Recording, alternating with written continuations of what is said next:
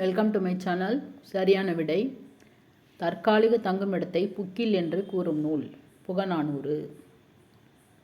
தன்மனை எனப்படுவது திருமணத்திற்கு பின் கணவனும் மனைவியும் பெற்றோரிடமிருந்து பிரிந்து தனியாக வாழுமிடம். மணந்தகம் என்பது மனம் புரிந்த கணவனும் மனைவியும் சேர்ந்து இல்லற வாழ்வில் ஈடுபடக்கூடிய தொடக்க கட்டம். இளந்தம்பதியினருக்கு ஏற்ற அறிவுரை கூறி நெறிப்படுத்தும் பணி டேஷ் என்று தொல்காப்பியம் கூறுகிறது. செவிலிக்குரியது என்று தொல்காப்பியம் கூறுகிறது.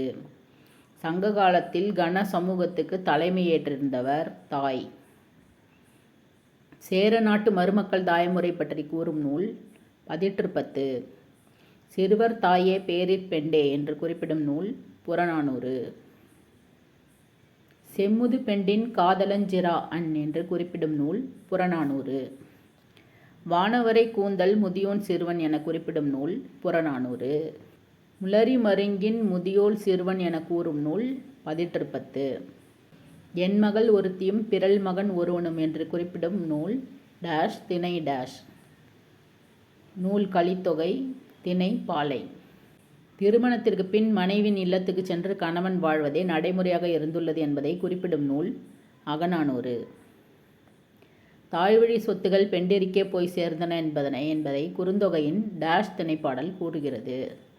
மருத திணைப்பாடல் கூறுகிறது. தாய்வழி முறையில் குடும்பத்தின் சொத்தும் வளங்களும் செல்வங்களும் டேஷ் சென்று சேர்ந்தன, பெண்களுக்கு சென்று சேர்ந்தன.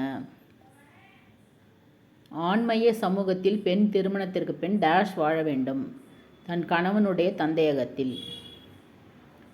மணமான பின் தலைவன் தலைவியை அவனுடைய இல்லத்திற்கு அழைத்து வந்தபோது அவனுடைய தாய் அவளுக்கு செய்தது சிலம்பு கழி நோன்பு. நும்மனை சிலம்பு கழியி அயரினும் எம்மனை வதுவை நல்மணம் ஒழிக என்று குறிப்பிடும் நூல் ஐங்குறுநூறு. மனையுறை மகளிருக்கு ஆடவர் உயிரே என்று கூறும் நூல் குறுந்தொகை. இளமகவு நிலை குடும்பங்களின் காட்சிகளை தெளிவுபடுத்தும் நூல் ஐங்குறுநூறு.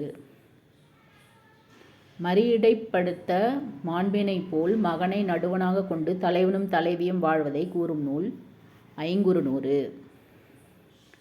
இன்றைய தொழில் சமூகத்தில் பெரும்பான்மையாக காணப்படுவது தனி குடும்பம். கணவன் மனைவி மகன் ஆகியோருடன் தந்தை சேர்ந்து வாழ்ந்த நேர்வழி விரிந்த குடும்ப முறையை டேஷ் புறநானூற்று பாடல் கூறுகிறது. ஒக்கூர் மாசாத்தியாரின் புறநானூற்று பாடல் கூறுகிறது. சங்க காலத்தில் ஒவ்வொரு ஆயத்துக்கும் பொறுப்பேற்று இருந்தவள் செவிலித்தாய். தமிழர் குடும்ப முறை என்னும் பாடப்பகுதி டேஷ் காலாண்டிதழில் வெளிவந்த கட்டுரையின் சுருக்கம். பணுவல் தொகுதி 2 2010. தமிழர் குடும்பமுறை என்னும் கட்டுரையின் ஆசிரியர் பக்தவத்சல பாரதி. பக்தவத்சல பாரதி முன்னெடுத்து வரும் ஆய்வுகள் தமிழ் சமூகம், பண்பாடு சார்ந்த மானிடவியல் தொடர்பானவை.